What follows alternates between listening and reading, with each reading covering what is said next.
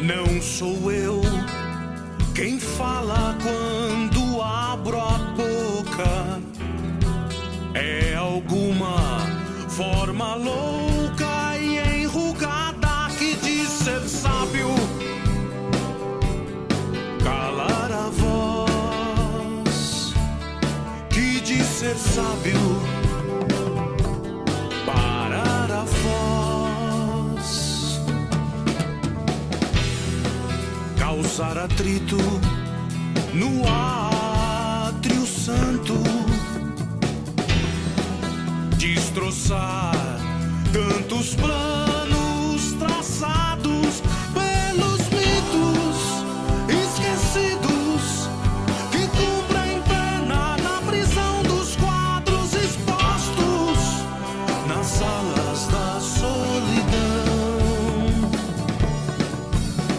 Os mitos esquecidos que cumprem pena na prisão dos quadros expostos nas salas da solidão.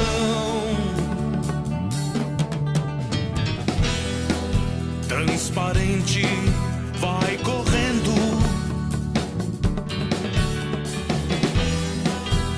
atrás do vento norte, sem respeitar fronteiras, porteiras, cancelas. Sem respeitar fronteiras, porteiras, cancelas.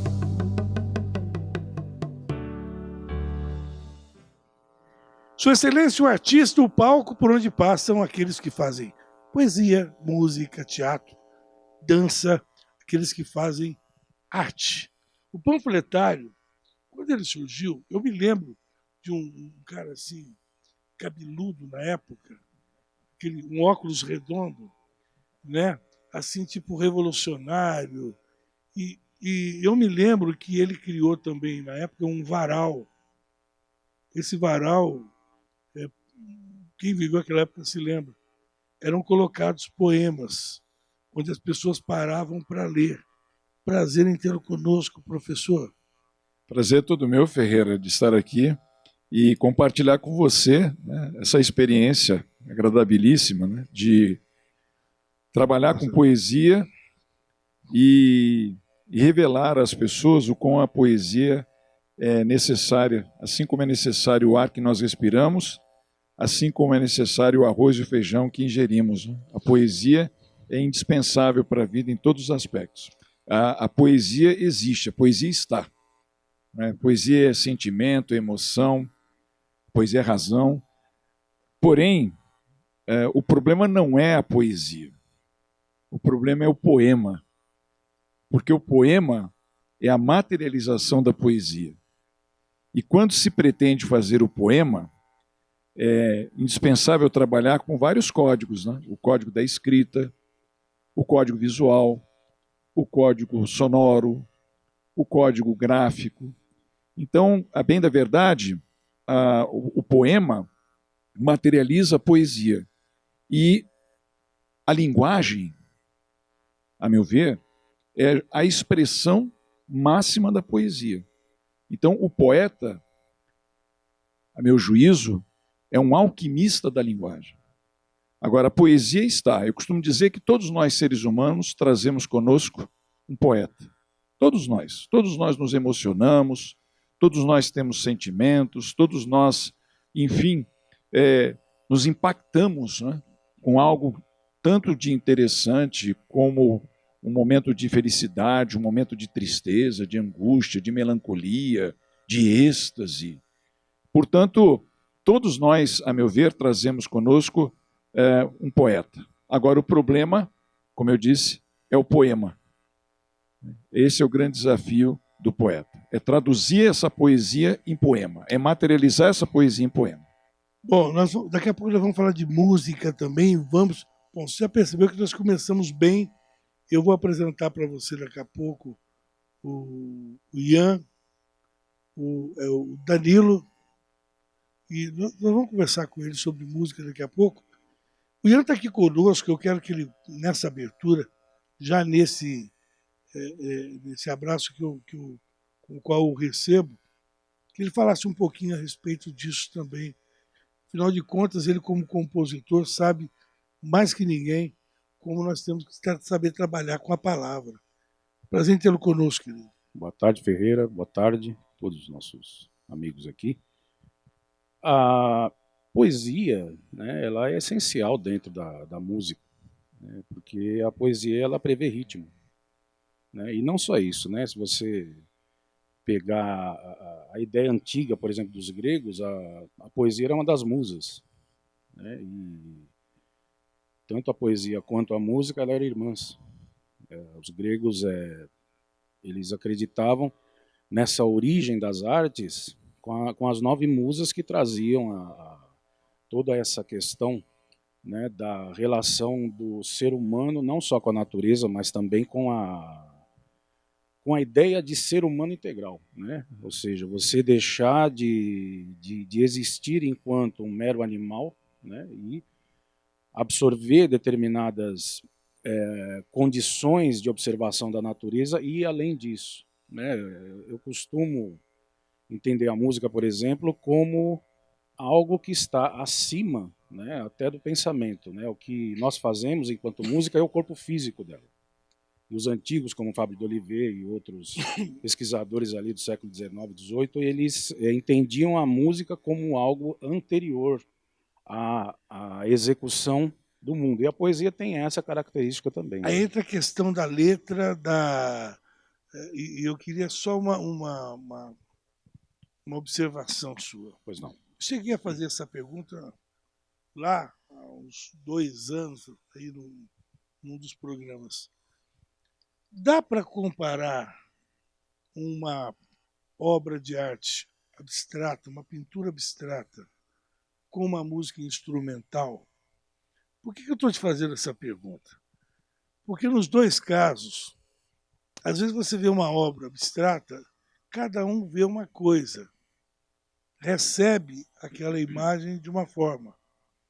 Às vezes você vê uma pintura que você não consegue definir, você imagina a cabeça de um cavalo, uma cachoeira, parece um tronco de árvore, você não sabe bem definir o que ela é. Sim. E ela te passa aquilo que você vê. A música instrumental, ela também pode provocar na pessoa que está ouvindo a mesma música sensações diferentes. Né? Exatamente porque ela não tem a letra como guia, não tem a escrita que direciona para aquilo que o autor quer. Você poderia dizer, será que a música instrumental também é uma obra abstrata? Porque ela é matemática, porém é abstrata. Não sei se eu fui claro. Sim, eu acho que, bom, dentro dessas observações, a gente podemos discorrer de várias formas diferentes. Né? Enquanto seres humanos, nós temos as mesmas percepções, isso não muda em nenhum lugar do mundo, porque nós somos da mesma espécie. Então, nossas percepções elas são muito semelhantes. Né? Ou seja, a sensação de tristeza será sempre de Isso, tristeza. Exatamente. A de medo será sempre medo. Visão, né? Visão, observação, profundidade. Né? Tudo isso tem a ver com a nossa característica inicial enquanto seres humanos. Isso vem desde a pré-história, né? Desde a nossa característica enquanto espécie. Inclusive, por exemplo, tons vermelhos, né, nos indicam e nos remetem à fome. Tons gelados nos remetem à tranquilidade, ao gelo. Né? Agora, essa observação com relação à música é interessante porque quando você fala de abstração, há vários modos de se abstrair. Né? E a abstração inicial, ou mais profunda, né, mais antiga do aspecto mental do ser humano, é aquele lugar onde existe a imaginação. A imaginação está acima do processo mental objetivo. Né? E se você acredita em espírito, seja lá qualquer religião, a imaginação está entre a mente e aquele espírito que é incognoscível, né? Que é difícil de você compreender. Então a imaginação está naquela região onde a criatividade está. Né? Com relação à música, né? A música ela tem uma característica interessante, por quê? Porque em origem a música não é matemática. Né? Ela foi considerada matemática depois que Bach ele começou a a partir dos 450 Hz do piano, ele começou a construir instrumentos onde ele colocou o bemol e o sustenido. E a partir dali a música foi considerada matemática, por quê? Para poder construir instrumentos em série. Do que eu estou falando? Eu estou falando que a música em origem, ela era chamada modal, né? Ela era por modos. Então, é aquela música original, né? Eu pesquisei muita música, vamos dizer assim, primeva, né? Música das tribos, música dos índios.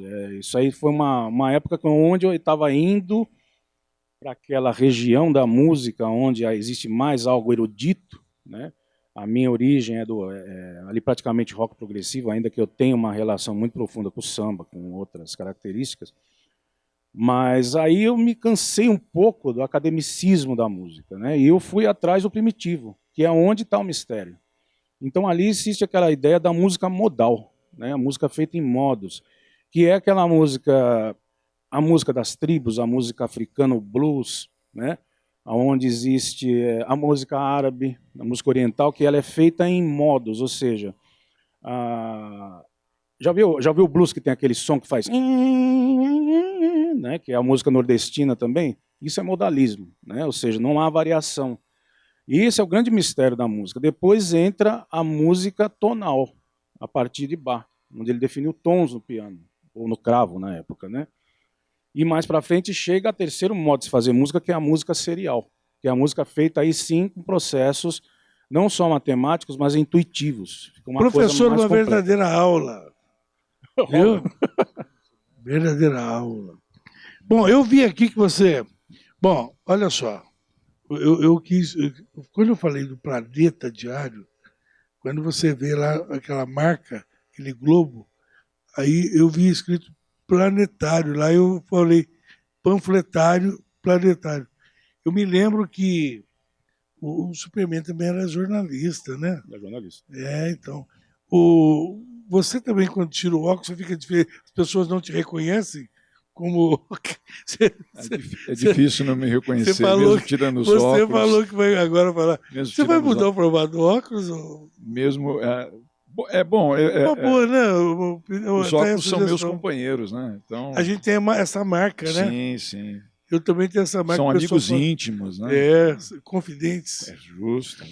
Você fez aqui em 2011 os 25 anos, sim, né, do panfletário. E agora 40 anos, 40. Muito tempo.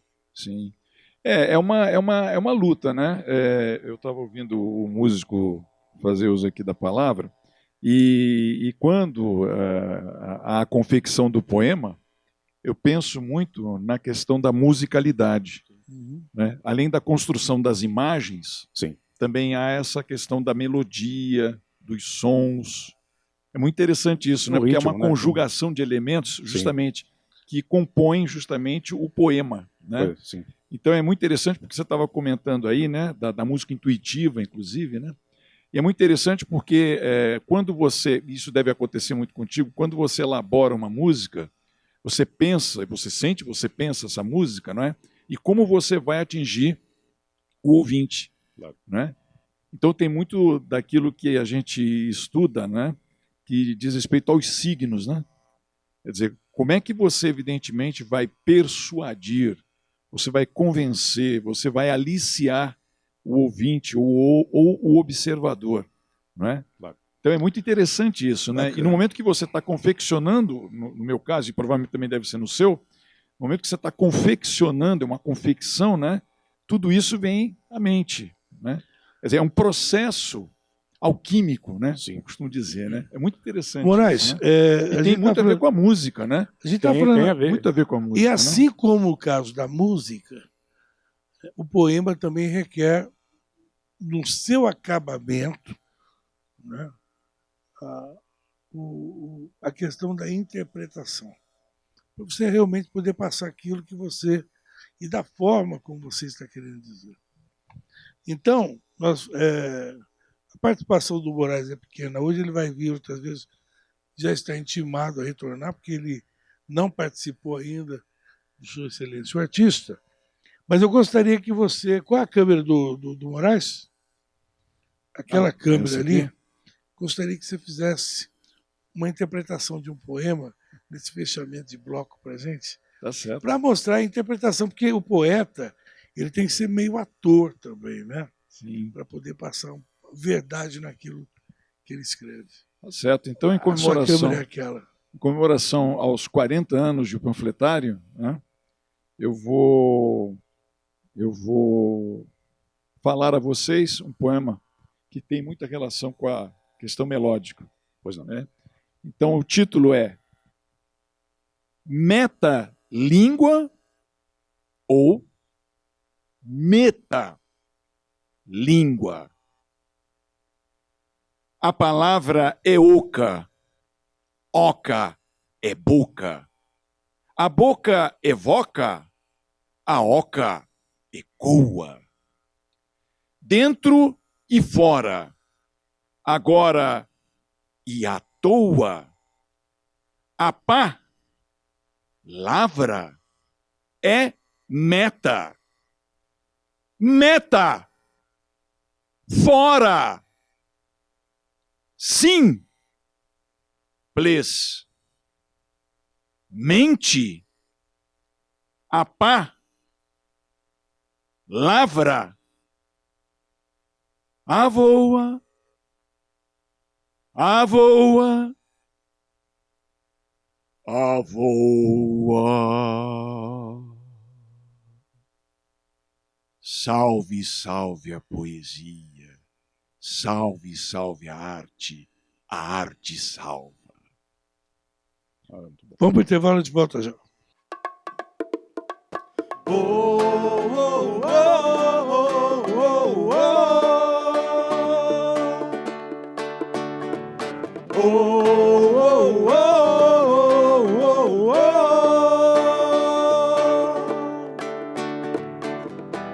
Descalço em chão de vidro, reconheço que cada passo é uma marca mais funda pra me lembrar. Vejo um mundo de novidades, cidades em profundos lugares perdido. Aflito me canso e descanso na calçada fria, recordando alegrias que se foram, esperando alegrias que virão.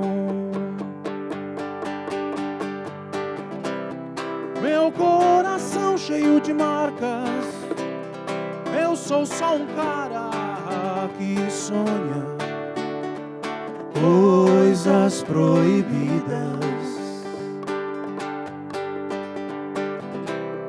Meu coração cheio de mágoas apenas vê passar grandes chances em silêncio.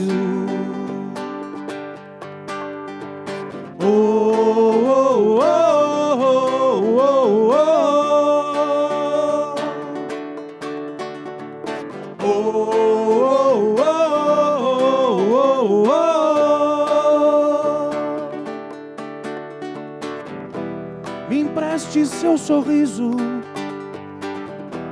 num sonho de novos cuidados. Me batize com a água do seu olhar. Fé, trabalho, paciência, esperança que toda mudança virá no vazio de um novo amor. E descanso na calçada fria, recordando alegrias que se foram, esperando alegrias que virão. Meu coração cheio cheio de marcas. Eu sou só um cara que sonha coisas proibidas.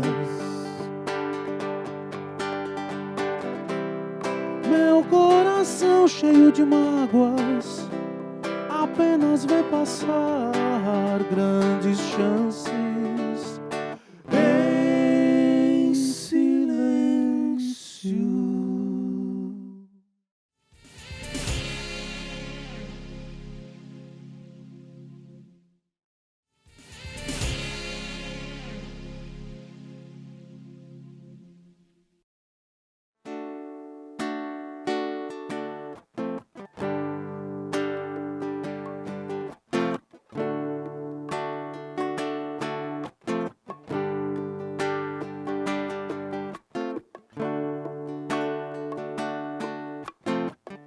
Não sorrio mais quando a noite traz suas flores de neon.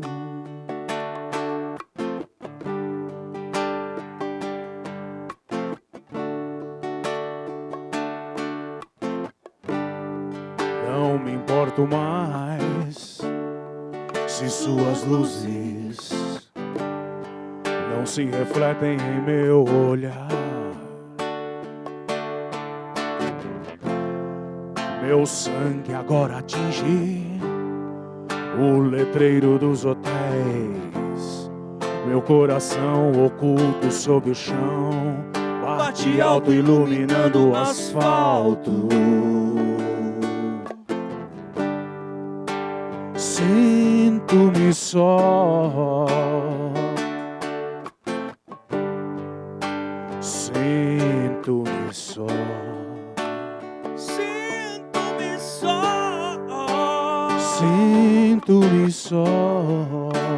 Sinto-me só.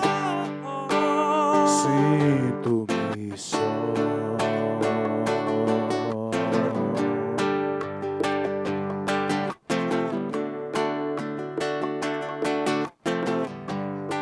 Não sorrio mais quando a noite traz suas flores de neon.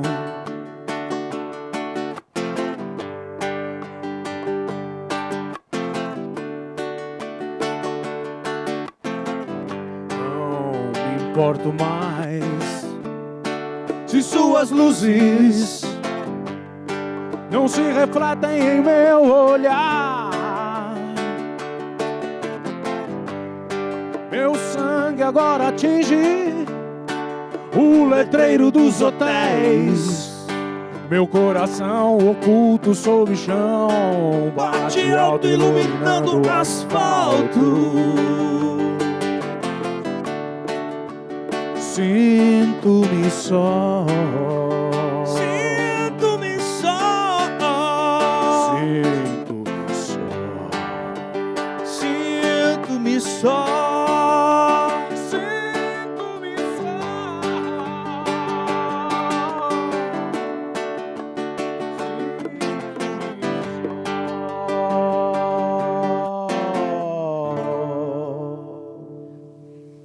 Pois é, e terminamos, olha, com poesia, último bloco. Mas o Moraes é bom. Ele é muito bom. Bom, né? Muito Puxa bom. vida. Excelente. Pensei que você ia reclamar a poesia também. Eu preciso lembrar, né? Por que você usa um nome tão indígena? Ian Caô. Isso daí é uma coisa um pouco... Tem uma história, né? Não tem problema, eu tenho um compromisso às 2h da Às manhã. 2h da manhã, então vamos discorrer também sobre a história do socialismo, toda essa coisa. O Ian Caô é o seguinte, existe uma tradição na África que é a tradição dos músicos, né? Eu estive na África quando eu tinha 19 anos, 18, nem lembro mais, faz séculos atrás. E lá existe uma divindade chamada Ian, né, que é a divindade dos músicos. E especificamente entre o povo lá chamado Igala, essa divindade se chama Ian Oniedima, né, que é a divindade da música, das artes em geral. E eu fui, né, essa é uma palavra mais rebuscada para dizer, eu fui iniciado nessa tradição dessa divindade, né? E o meu nome, quando você entra num processo de iniciação dentro das religiões, de qualquer religião que seja, você troca o nome, né? Você recebe um batismo. Inclusive até dentro do catolicismo, os papas eles recebem um outro nome que não é o deles, Sim. representando uma linhagem nova que começa dentro da própria vida, vivência deles, né? Nova, né? E o meu nome lá era Ayan Kao, né? Ayan Kao que significa Ayan lhe trará fortuna, Ayan lhe trará prosperidade, né? Isso aí na linguagem igala desse povo nigeriano. E como eu me chamava na época, né? Aliás, eu me chamo assim, né? William Carmo, né? William Carmo parece nome de cantor brega português, né? William Carmo, seus 20 sucessos. Aí o pessoal começou a me chamar William, foi ficando Ian, né? Curiosamente foi ficando Ian. E como já tinha o Carmo, o pessoal começou só Ian, eu falei, eu aproveitei esse Caô. nome, Ayan Caô, e botei Ian Caô. Na verdade, muitos músicos usam o recurso do pseudônimo, Sim, né? Mas aí ficou bem diferente.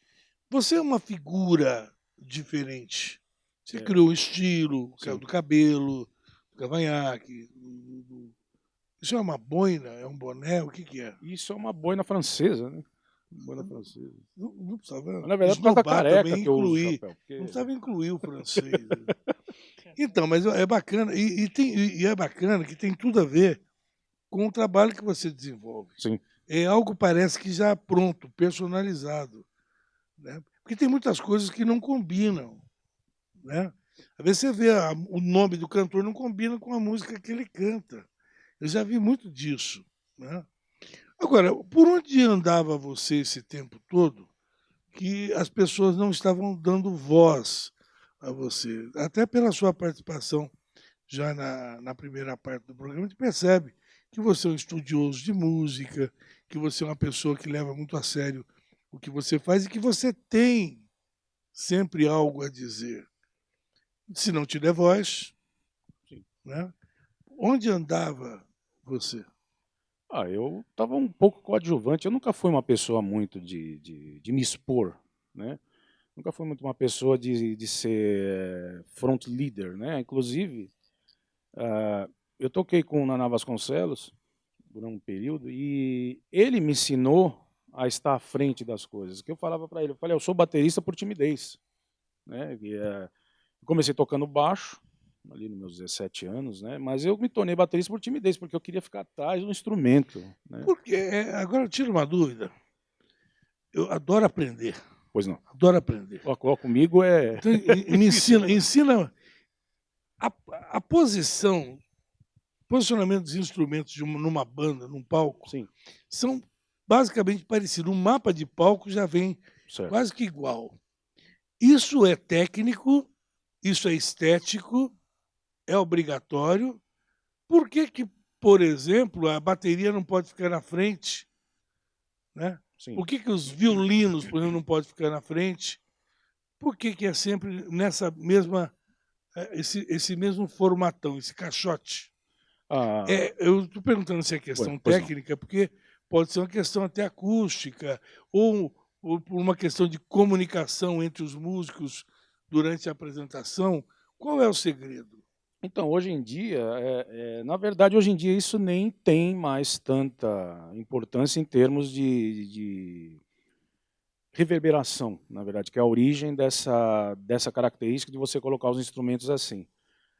Porque hoje a qualidade, né, sonora, aquilo que você manda para frente do palco, tem uma outra dimensão, né? A qualidade de som hoje mudou muito.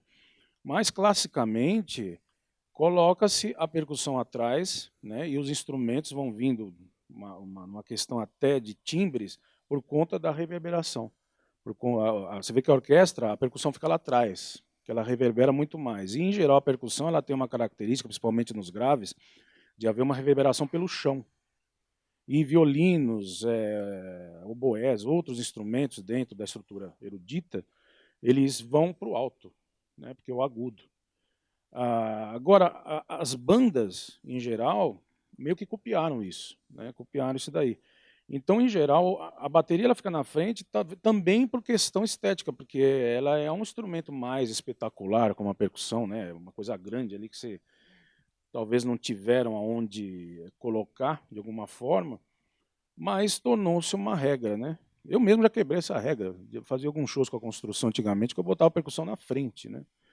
E dava um incômodo assim, né, nas pessoas, porque sempre é uma ideia de Tudo que é novo. coadjuvante, né? Danilo Augusto. Danilo Meu Augusto parceiro.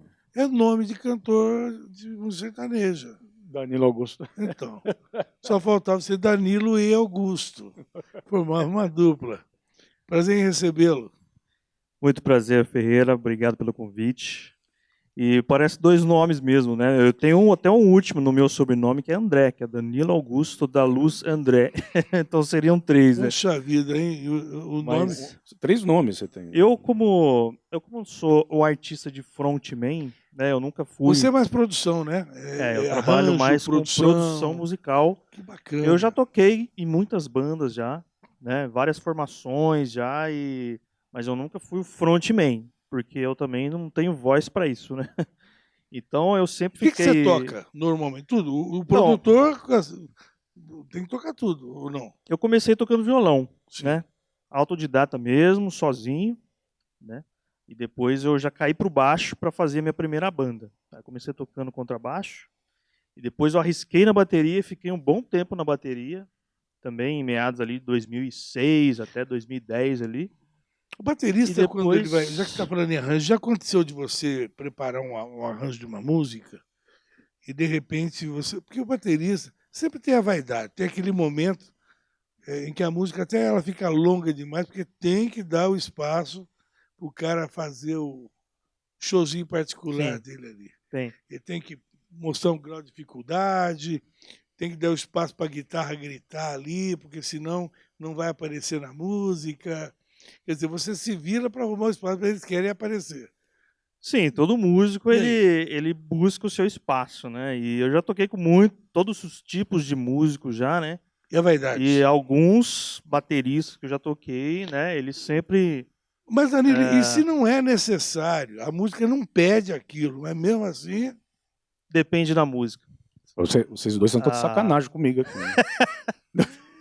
Ele é baterista, né? Não, eu estou perguntando porque ele também foi baterista. Eu já baterista. fui um tempo. Você foi. Não, algo tipo assim, colocar a bateria na frente para todo mundo ver. Sabe, coisas desse tipo. Não, isso nunca aconteceu comigo. Isso é o cúmulo da eu vaidade. sempre gostava de ficar de segundo plano, coadjuvante. Antes de ir para o intervalo, eu sempre falo do Roupa Nova, porque o Roupa Nova foi o último grupo de mídia que eu conheci, em que o cara da bateria eles se revezavam nos vocais. E sempre bem, e sempre eu valorizo muito o baterista que canta, principalmente que toca cantando. É diferente, né? né? Que a gente, eu, por exemplo, que não toco, dá a impressão de que é uma questão de sincronia muito difícil, né? É uma dificuldade grande, viu? Ian pode falar até melhor disso daí, mas eu já tentei fazer isso e é uma dificuldade, porque você usa os dois braços, as duas pernas em compassos diferentes, né? Então, você ainda tem que cantar, prestar atenção no ritmo da música. Então, acho que o Ian pode até falar melhor um pouco. Ele vai falar mais sobre isso daqui a pouquinho. Nós vamos continuar ouvindo o trabalho autoral, principalmente do Ian, né? Que é o compositor, acompanhado aí pelo Danilo. E daqui a pouquinho a gente volta para mostrar um pouco mais aqui no palco do Sua Excelência o Artista. Medo e calor. Aqui de cima é um bom lugar para se ouvir os trovões subterrâneos.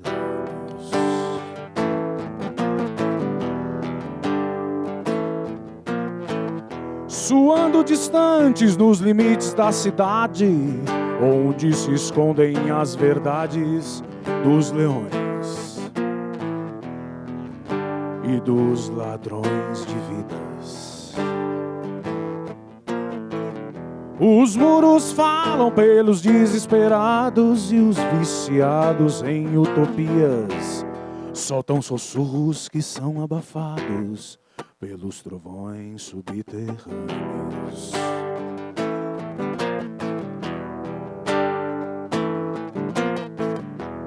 Prédios sobem espalhando granito ao céu e o véu das garotas das ruas escondem infâncias tristes nos trovões subterrâneos.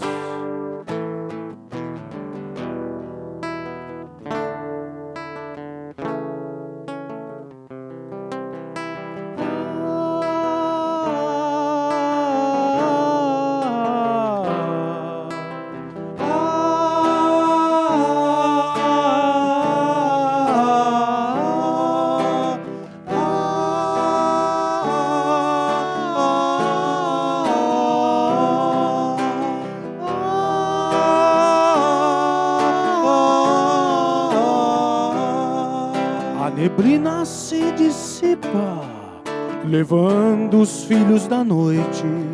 O carbono desce à terra, tirando a cor dos rostos, e nós mortos nos modificamos, sorrindo alegrias tortas, com os rostos ocultos atrás das portas.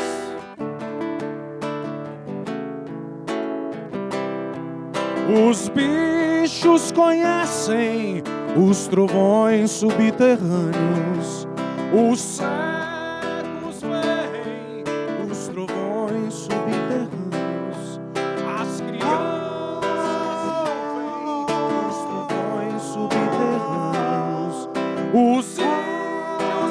ouvem os trovões subterrâneos, os índios entendem os trovões subterrâneos, os bichos conhecem os trovões subterrâneos, as crianças ouvem os trovões subterrâneos, os cegos veem os trovões subterrâneos, os índios entendem os trovões subterrâneos, porque nós não.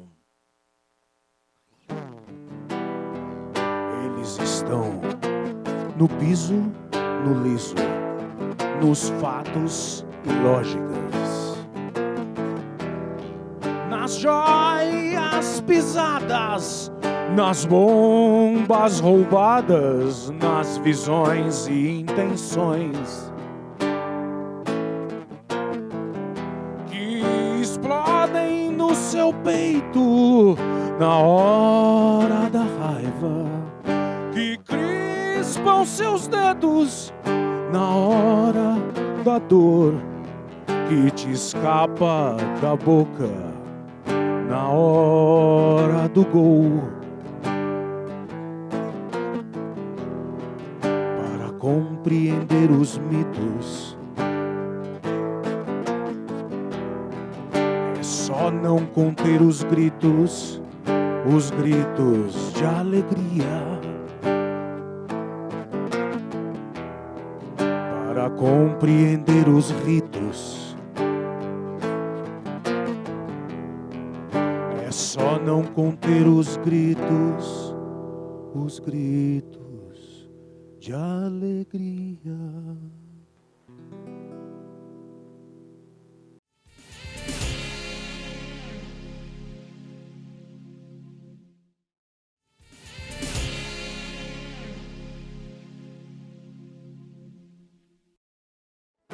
Vou morrer de saudade, vou morrer de saudade. Você é algo assim, é tudo pra mim, é como eu sonhava, baby. Você é mais do que sei, é mais que pensei, é como eu sonhava, baby. Sou feliz agora. Não, não vá embora, não. E essa canção, ela começa de que jeito? Ela começa com um instrumental diferente. Não. De repente, a dor. a dor Engraçado que não volta, de né? esperar terminou e o amor, né? Ela começa, na verdade, essa é o tipo da canção que engana muito, porque ela É começa, interessante. ela começa bem lentinha, praticamente ela começa sem instrumento E é interessante que ela não volta, né? e Não volta esse começo, É só que coisa é uma completamente introdução, diferente. E tem gente que nem lembra desse começo, né? De repente a dor de esperar terminou e o amor, né? Então, o pessoal já vai direto no você, Já vai direto, porque é o conhecido. Né? Tim Maia. Tim Maia, sensacional. Poxa vida. Como é que você define o Tim Maia? O Tim Maia poderia ser considerado uma referência ou não? Ele era um cantor que tinha lá o seu público, tinha uma voz poderosa, Eu acho que o Tim Maia, assim muito, como muito outros, né? controverso. Sim, mas eu acho que Tim Maia, assim como outros, principalmente na black music, essa vertente brasileira nossa, foi um tanto quanto injustiçado, ainda que ele tenha sido o topo, né? O Tim Maia, naquele período ali dos anos 70, ele, o Hildon, Cassiano. o Cassiano, né? Mas tinha Gerson King Combo, Tony Tornado. Gerson King Combo. Esse pessoal todo que já como seria que nos Estados Unidos tinha Motown e Stax, né? Eles eram concorrentes e os dois faziam música negra. Por que o Gerson nunca explodiu realmente? Porque ele era mais Stax, ele era mais soul, né? Ele era mais agressivo, talvez, né? Você acredita que quando morreu Gerson King Combo e foi dada a notícia, eu conheci várias pessoas que correram para a obra dele. Sim. E falaram, nossa, eu não conhecia. Miguel de Deus. Lembra de Miguel de Deus? Depois, Miguel né? de Deus, que era ele era da Mas banda da Betânia. Ian, o que me chama a atenção é que nós nunca vimos, por exemplo, o Gerson numa trilha sonora de novela, Sim. por exemplo. O Cassiano teve essa oportunidade, Sim. né? A Lu e eu, enfim. Porque eles eram mais suaves, eles eram mais aquela linha Motown. O Wildon também teve. Hildon, era mais Motown, era mais Stevie então... Wonder, eles eram mais Barry White. Stax, nos Estados Unidos, era mais, por exemplo, Isaac Hayes. Era mais aquele pessoal mais do soul mais agressivo, né, que era mais ali ligado ao pessoal dos Panteras Negras.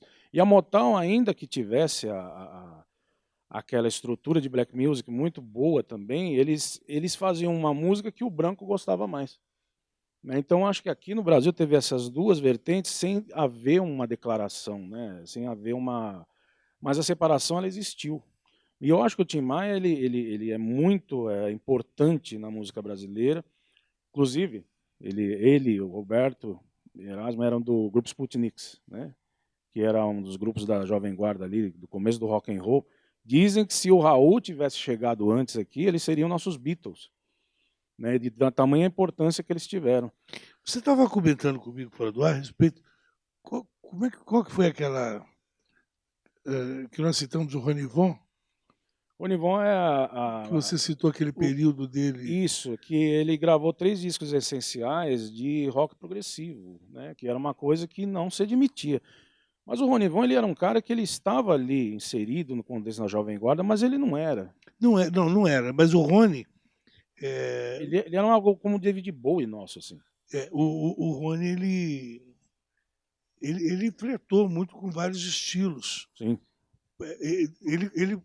As parcerias que ele fez com o Tony Ozaná foi de muito efeito. O Tony Ozaná, ele era do Raíces da América, ele tocou com o próprio Por exemplo, foi com... Ele flertou, por exemplo, com a Umbanda sim. no Cavaleiro de Aruanda, por exemplo, que O Cavaleiro de Aruanda é cantado no Santos Candomblé até hoje. Sim, é cantado. Quem é esse cacique? Quem é esse cacique? É glorioso e guerreiro, vem montado em seu cavalo, defender esse terreiro. Mas É de teve vários Aruanda, nessa ué, época é de aí que tinha. Aruanda, O ué. próprio João Bosco, Clara Nunes, né, eles flertavam muito com a musicalidade original nossa, né? Rui Mauriti. E Maurício, Falei um dia desse com o Rui Mauriti. O Nem Ouro Nem Prata também hoje é cantado, até hoje. Meu nem prata. 77 nos terreiros, né? Sim, por causa do ponto do Caboclo Aracati, uma entidade que baixa nos Eu terreiros. vi chover, eu vi relâmpia. Sim. Esse ponto, esse cântico é um Mas ponto de mesmo assim, invocação o céu de estava uma entidade azul. chamada Caboclo Aracati. Inclusive, houve uma polêmica porque O homem sabe tudo. o O homem sabe tudo. JB de Carvalho era um compositor sambista dos anos 30 que ele tinha o pseudônimo de Maciste. E ele praticamente ia nos terreiros, pegava os cânticos e gravava como se fosse dele, como se fosse samba. Você falou que você mexeu muito com samba. Você lembra da Luísa Maura? Luísa Maura, Ogum, Yansan, Xangô, Iemanjá. Ela era para ser concorrente Onde tá aí? Olha da onde Clara da Nunes. Clara Nunes. Olha onde foi parar a nossa conversa. Ninguém lembra Puxa, mais. Isso aqui vai embora. Botaram ela como cópia da Clara Raimundo, Nunes, mas ela olha, era maravilhosa. O Raimundo José Raimundo José. também flertou aí. Sim, Lembra? lembro. Raimundo José era aquela...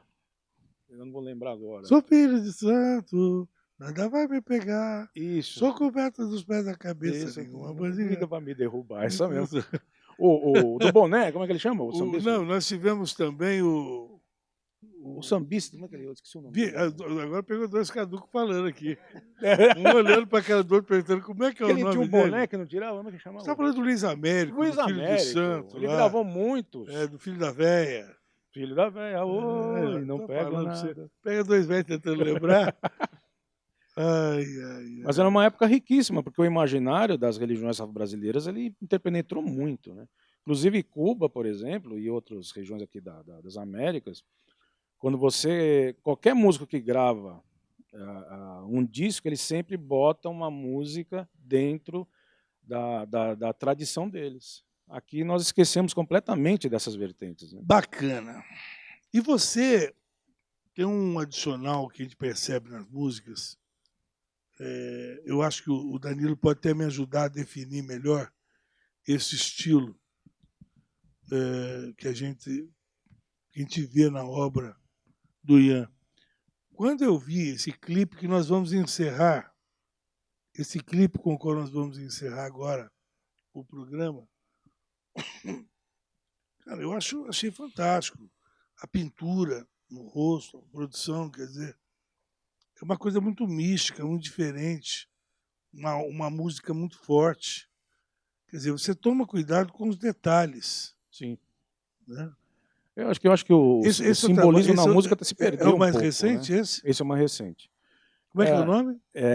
Esse daí é Álbum Perdido. Tem uma história por trás, né? Tudo tem. Essa história, na verdade, foi uma história que minha mãe me contou, né? Quando ela se separou do meu pai. Meu pai, ele tinha uns problemas com alcoolismo, etc. E ele chegou, queria voltar com ela, né? E ela estava na sacada da casa assim, ela fez um desenho com um bilhete, né, com um bonequinho dando tchau, e jogou para ele. E a partir dali ele foi embora, nunca mais. Né? Então envolve uma história de amor e dor, né, nessa letra aí. E a partir dela que eu fiz essa. Existem outras questões, obviamente, né, dentro da história dessa música especificamente. Mas a ideia central é essa. É um processo de separação. Né? Qual é o objetivo de um artista hoje quando ele grava um trabalho novo? Fazer o quê? Colocar nas mídias sociais e ver o que acontece? Fazer os shows? Olha, o Ferreira, eu não posso responder por meus parceiros musicais que trabalham tanto por aí. Eu posso falar por mim. Eu não tenho... A minha grande pretensão é deixar a arte que eu faço impressa no mundo. Essa é a minha pretensão hoje. Se as coisas derem certo, se elas caminharem para algum lugar, é mais um objetivo, porque eu acredito que a música, em essência, ela é isso. né? Muitas pessoas buscam realização em determinadas questões da própria vida, quando a realização é fazer, né? E não esperar acontecer algo com o que você faz. E o meu objetivo é sistematizar, sim, todo... Porque uma música é como se fosse um filho, ele precisa existir no mundo. Se você tivesse que escolher, você ficaria com a fama ou com o sucesso? Eu acho que são a mesma coisa. Você pode realizar um trabalho restrito, Sim, com muito sucesso, sim. sem, no entanto, ter a fama. Sim, nesse contexto, sim. E, às vezes, você pode ter a fama e você procura na pessoa e não encontra um sucesso. Nesse sentido, sim. Eu acho que o sucesso é você se sentir realizado pelo que você faz inicialmente, né? E eu acho que esse clipe, né, que o parceirão ajudou aqui bastante, tem uma história engraçada, porque para fazer aquele clipe, homem, nós subimos 3 quilômetros de Pirambeira para chegar naquele lugar. Nós já tivemos no Brasil gente que produziu filme. Estou falando para você. Filme. Longa-metragem, de excelente qualidade, que só na hora de concluir a edição é que veio, eu me lembro até hoje, é que veio o apoio do governo do Maranhão. Então, o Brasil... A gente vê histórias fantásticas. Glauber Rocha falava, né? Basta ter uma câmera numa mão, uma ideia na cabeça. Acabou. É isso aí. E a gente precisa ouvir mais pessoas como você. Eu adoro aprender, aprendi muito hoje aqui. Levei drible da vaca, bola por cima e tal, hoje aqui. E a gente sai satisfeito por aprender um pouquinho mais. Esse prazer é meu, Ferreira. Né? E a gente vai estar se falando muito mais vezes. Bom, fechamos por aqui, falamos de poesia, de música. E vamos continuar acompanhando o que acontece de bom. Quem é essa gente tão talentosa aqui na região do Vale do Paraíba e gente que faz sucesso aí pelo mundo. E você? O que você quer da sua vida? Você prefere a fama ou o sucesso? Tchau!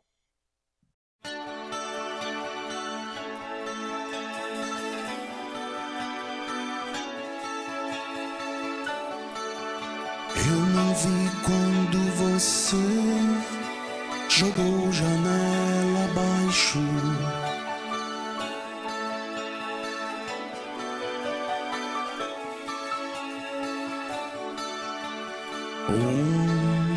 Bilhete com boneco desenhado, dando adeus pra mim. Senti apenas na alma o estouro do futuro chegando, vindo de lá de longe, das caixas do horizonte, com suas dores e armas. Com suas dores e armas.